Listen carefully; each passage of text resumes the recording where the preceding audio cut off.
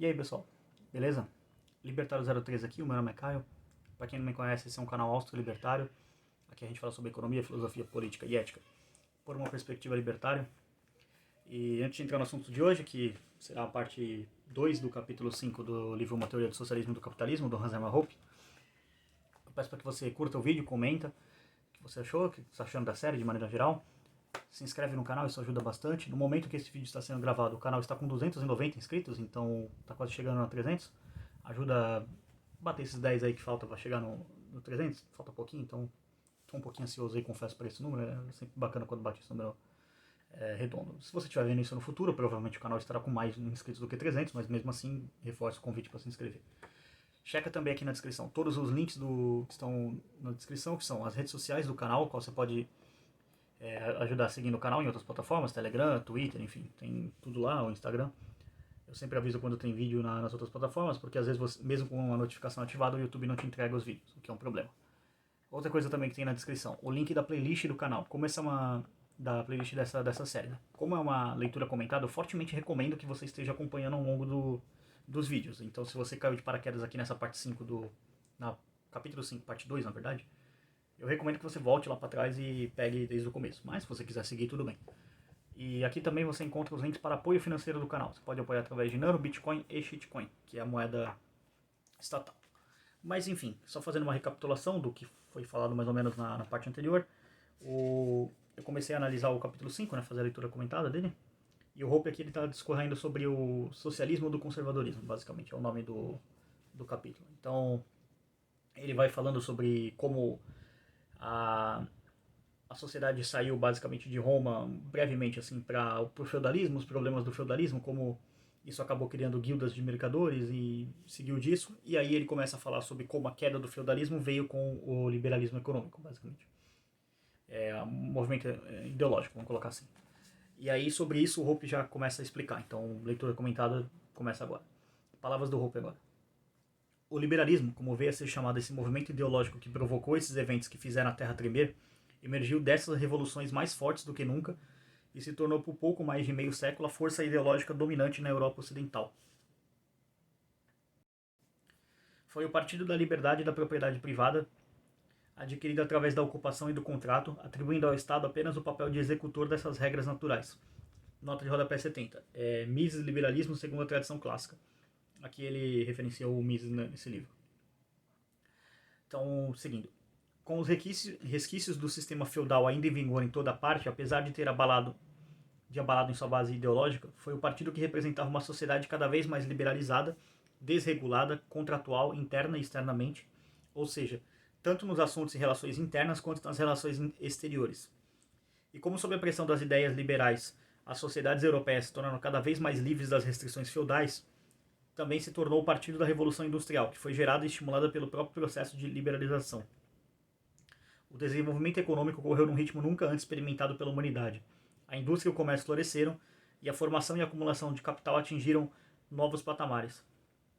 Enquanto o padrão de vida não aumentou para todo mundo imediatamente, tornou-se possível sustentar um número cada vez maior de pessoas que poucos anos antes, sob o feudalismo, teriam morrido de fome por causa da ausência de riqueza econômica e que agora poderiam sobreviver.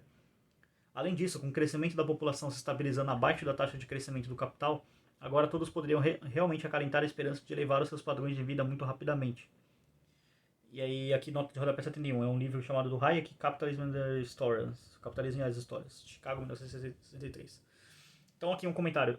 Realmente, essa parte aqui é o Hoppe basicamente cuspindo fatos históricos desse movimento liberal no passado, né, o liberal, que hoje a gente chama de liberal clássico, para não confundir com as putas socialistas de hoje em dia.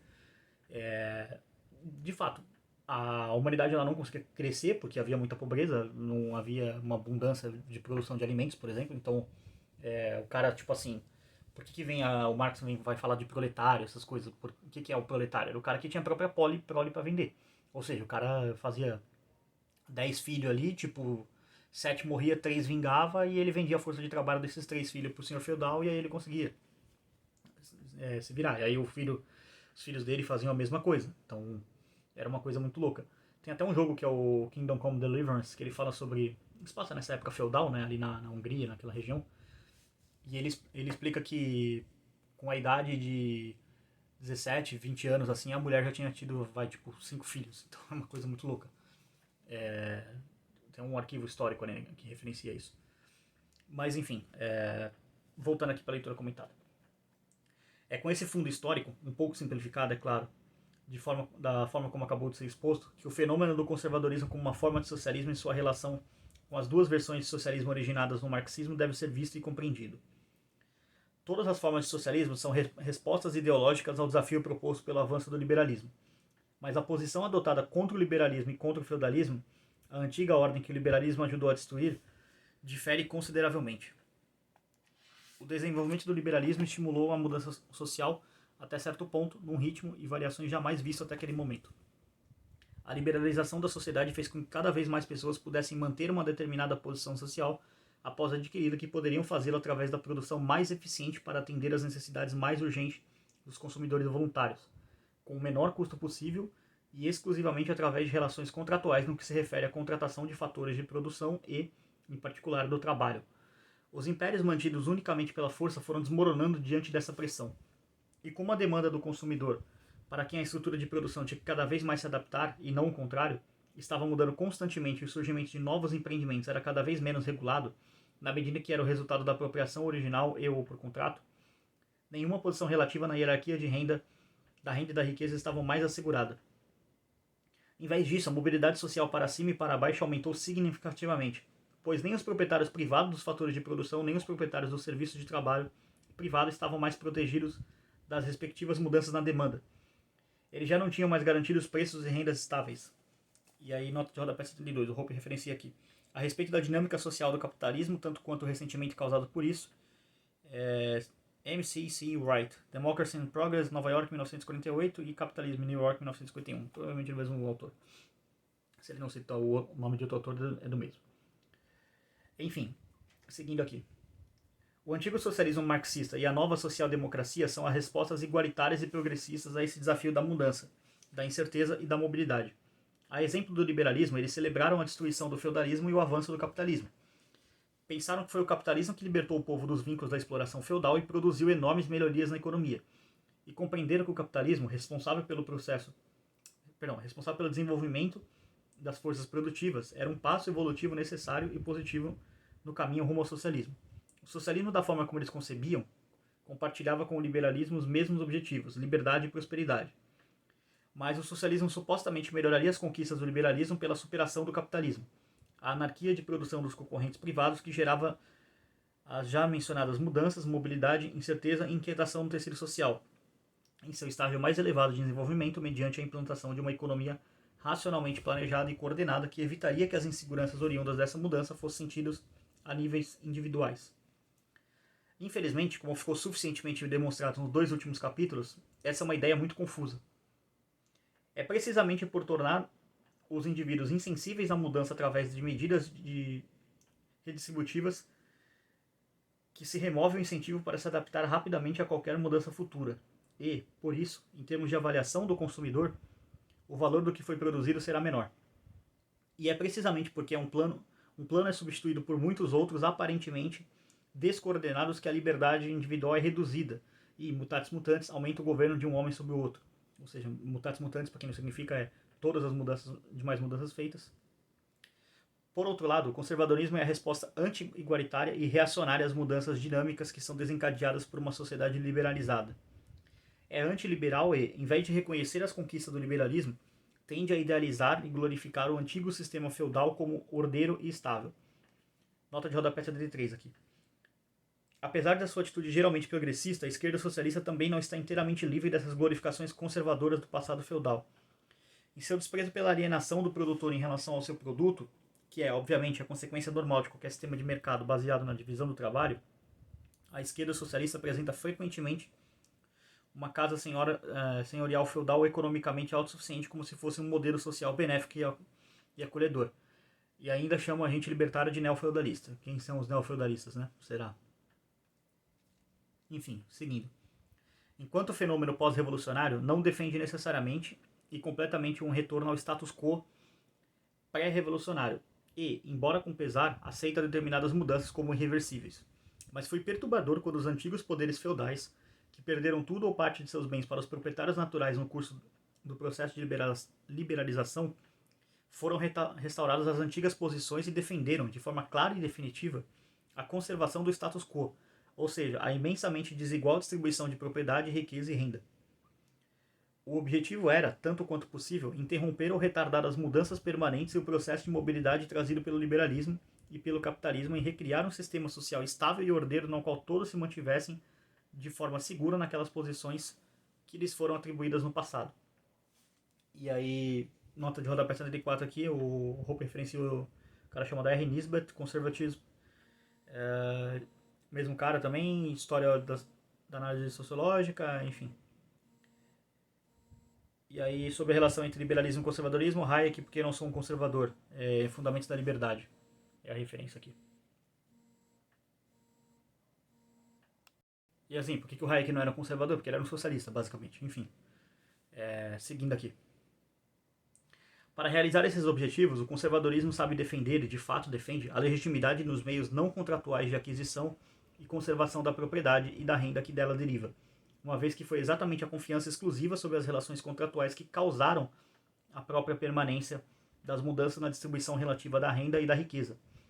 Assim como o feudalismo permitiu a aquisição e a manutenção da propriedade e da riqueza mediante o uso da força, o conservadorismo também ignora se as pessoas adquiriram ou não, se conservaram ou não suas posições no que se refere à renda e à riqueza através da apropriação original por contrato. Em vez disso, o conservadorismo considera adequado e legítimo para uma classe de proprietários, uma vez estabelecidos, ter o direito de interromper qualquer mudança social que considere uma ameaça de sua posição relativa na hierarquia social em relação à renda e à riqueza, mesmo que os vários indivíduos usuários proprietários dos diversos fatores de produção não estabeleçam contrato em qualquer tipo de acordo. Ou seja, o que o Hope está querendo colocar aqui? Fazendo uma distinção, tá? Futuramente esse é o Hope do passado, então não é o Hope que desenvolveu a teoria de conservadorismo dele, que é o conservadorismo libertário, o conservadorismo hopiano, como é chamado. Então esse Hope do passado ele está criticando o conservadorismo. Então o conservadorismo que ele está criticando é nesses moldes, entendam isso. Vamos fazer essa distinção aqui para não confundir com o outro conservadorismo, que é inclusive o conservadorismo que eu me defino como um conservador libertário. O que ele está querendo dizer? Que independente do que aconteça, qualquer mudança social que for dar um problema, alguma coisa assim, esses conservadores, falsos conservadores, né, vamos chamar assim, para diferenciar falsos conservadores, conservadorismo que o Hope está falando, verdadeiro conservadorismo, conservadorismo hopiano, que o Hope vai desenvolver uns 20 anos no futuro, que é quando ele escreve Democracia, o Deus que Falhou. Então, esse falso conservadorismo, basicamente, ele quer manter o status quo porque o status quo é benéfico para ele, porque ele está ganhando dinheiro com isso, ele está numa posição de uma hierarquia social. Você quer um exemplo de um falso conservador perfeito para essa situação? Luciano Hang. A Shopee tem sido um pé no saco da loja dele, porque assim, a Shopee vende as mesmas quinquilharias que ele vende por metade do preço. E sem cobrar frete, ou às vezes cobrando muito pouco de frete. E aí o que o Luciano Hang está fazendo? Ele tem uma grande estrutura, tem várias lojas, enfim, tem que ficar lá e tal, nas lojas dele, contratar um monte de funcionário. A Shopee, tipo assim, ela é uma rede que você coloca teus bagulho lá, teus quinquilharias lá, teus cacarecos lá e vende. E aí o que ele está fazendo? Querendo meter imposto na Shopee. Por quê? Porque basicamente ele é um falso conservador. Ele é um conservador que quer manter o status quo atual. Qual que é o status quo atual? Eu sou tipo um dos maiores empresários do Brasil, sou bilionário, tenho dinheiro pra caralho, e esses caras estão enchendo meu saco. Então, governo, vai lá encher o saco deles pra eles pararem de encher o meu saco. É basicamente isso. É um exemplo atual para exemplificar esse ponto. Seguindo aqui. Sendo assim, o conservadorismo deve ser tratado como um herdeiro ideológico do feudalismo. E, como o feudalismo deve ser descrito como um socialismo aristocrático, algo que deve estar suficientemente claro a partir da caracterização acima, o conservadorismo deve ser considerado como o socialismo do sistema burguês vigente. O liberalismo, em relação ao qual as versões igualitária e conservadora são respostas ideológicas, atingiu o ápice da sua influência em meados do século XIX. Provavelmente, suas últimas conquistas gloriosas foram a Revolução das Leis do Grão, Corn Laws, na Inglaterra em 1846, conquistada por R. Cobden, J. Bright, e a Liga Anti-Lei do Grão, e as revoluções de 1848 da Europa continental. Em seguida, por causa das fraquezas e inconsistências internas da ideologia liberal, nota de rodapé 75. Sobre as inconsistências do liberalismo, ver capítulo 10, nota 21 desse livro. E tem uma palestra do... Eu vou ver se eu consigo achar e vou deixar na descrição. É uma palestra do Jesus Huerta de Soto, um dos maiores pensadores austro-libertários vivos hoje. Ele é espanhol, fundou inclusive um núcleo de escola austríaca na Espanha, na Universidade de Madrid, se não me engano, não lembro agora. Acho que é Juan Mariano, alguma coisa assim, enfim, não lembro agora. Eu vou tentar deixar uma palestra dele, que é bem famosa até, tem uma frase que ele fala que os liberais são prostitutas, alguma coisa assim, mas enfim. Quem sou eu para discordar do professor de Souto? Eu vou deixar, se eu achar, eu vou deixar na descrição, assim como eu vou deixar como padrão na descrição vamos colocar assim, esse capítulo 10 do livro Democracia, o Deus que Falhou, que é sobre o conservadorismo hopiano, para vocês entenderem, já que é o assunto do vídeo. Então, vamos seguir aqui que eu quero terminar essa 78 e 79 aqui nesse vídeo. Em diferentes épocas e lugares, diferentes tipos de socialismo encontraram apoio na opinião pública em graus variados, de modo que, hoje em dia, os seus rastros podem ser detectados em diferentes níveis e em todos os cantos, combinando os respectivos efeitos de empobrecimento no processo de produção, a conservação da riqueza e a formação da personalidade. Mas é a influência do socialismo conservador que deve ser enfatizada, especialmente porque ele é muitas vezes negligenciado e subestimado. Se atualmente as sociedades da Europa ocidental podem ser descritas como socialistas devido muito mais à influência do socialismo e do conservadorismo do que das ideias igualitárias. Porém, é a forma peculiar pela qual o conservadorismo exerce uma influência que explica por que essa não é, na maioria das vezes, identificada. O conservadorismo não apenas molda a estrutura social pela adoção de determinadas políticas, especialmente em sociedades como as europeias, onde o passado feudal nunca foi completamente superado, mas onde um grande número de sobras do feudalismo sobreviveram até mesmo ao ápice do liberalismo. Uma ideologia como a do conservadorismo também exerce sua influência, de maneira muito imperceptível, pela simples manutenção do status quo e deixando que as coisas continuem a ser feitas de acordo com as antigas tradições. Quais são, então, os elementos especificadamente conservadores nas sociedades atuais e como esses geram um empobrecimento relativo? Com essa questão, voltemos à análise sistemática do conservadorismo e suas consequências econômicas e socioeconômicas. Uma caracterização abstrata das regras de propriedade subjacentes ao conservadorismo e uma descrição dessas normas em termos da teoria natural de propriedade devem ser novamente o ponto de partida. Há duas normas. Em primeiro lugar, o socialismo conservador, assim como o socialismo social-democrata, não torna ilegal a propriedade privada. Muito pelo contrário, todos os fatores de produção e toda a riqueza usada de maneira improdutiva pode ser, em princípio, possuído de forma privada, vendido, comprado, alugado, à exceção de áreas como educação, trânsito e comunicação, banco central e segurança. Mas, em segundo lugar, nenhum proprietário possui tudo relativo à sua propriedade, nem toda a renda que pode ser oriunda de sua utilização. Em vez disso, uma parte pertence à sociedade dos proprietários atuais e aos beneficiários dos rendimentos, e a sociedade tem o direito de alocar a futura e presente renda e riqueza produzidas por seus membros individuais de uma forma que a antiga e relativa distribuição de renda e de riqueza seja preservada. E é também direito da sociedade definir o tamanho, grande ou pequeno, da divisão de renda e riqueza que deve ser administrada e o que exatamente é necessário para preservar uma determinada distribuição de renda e riqueza. E aqui o Hope referencia a nota 78.